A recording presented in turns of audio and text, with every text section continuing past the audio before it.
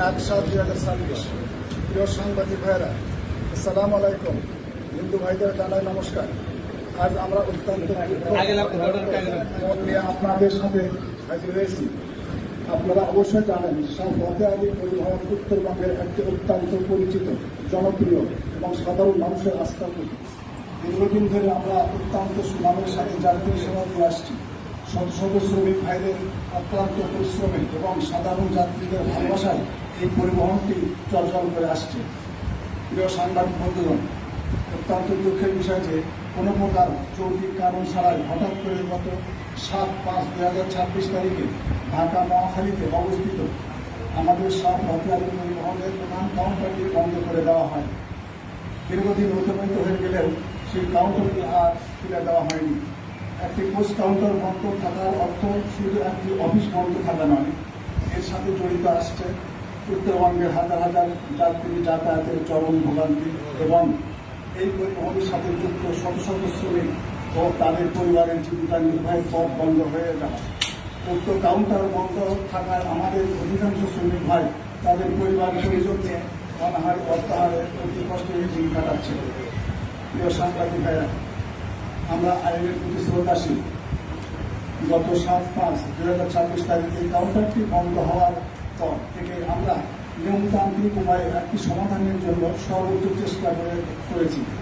আমরা ইতিমধ্যে স্থানীয় সংশ্লিষ্ট কর্তৃপক্ষ, জেলা প্রশাসন, পুলিশ সুপার, বাংলাদেশ সড়ক পরিবহন শ্রমিক ফেডারেশন ঢাকা, বগুড়া জেলা বাস মিনিবাস ও পোস্ট পরিবহন মালিক সমিতি, বগুড়া জেলা মোটর শ্রমিক ইউনিয়ন সহ সরকারের বিভিন্ন গুরুত্বপূর্ণ দপ্তরে ঢাকা মহাখালীর শাহ ফতে আলী পোস্ট কাউন্টারটি পুনরায় তুলে দেওয়ার জন্য লিখিত আবেদনপত্র জমা দিয়েছি। আমরা আশা করেছিলাম প্রশাসন আমাদের এই ন্যায্য দাবিটি বিবেচনা করে সাধারণ যাত্রীদের যাতায়াত সহ শ্রমিকদের কর্মসংস্থানের জন্য দ্রুত একটি সমাধান করে দেবেন। এর মধ্যে গত 12/5/2026 তারিখে বাংলাদেশ সড়ক পরিবহন শ্রমিক ফেডারেশনের মিত্রবর্গের অনুরোধে ঢাকাতে আমাদের বগুড়া জেলা মোটর শ্রমিক ইউনিয়নের নেতৃবৃন্দ ও ঢাকা মহাখালীর বাস মালিক সমিতির নেতৃবৃন্দ একতা পরিবহনের মালিকগণের সমন্বয়ে এক আলোচনা বৈঠক অনুষ্ঠিত হয়। উক্ত বৈঠকে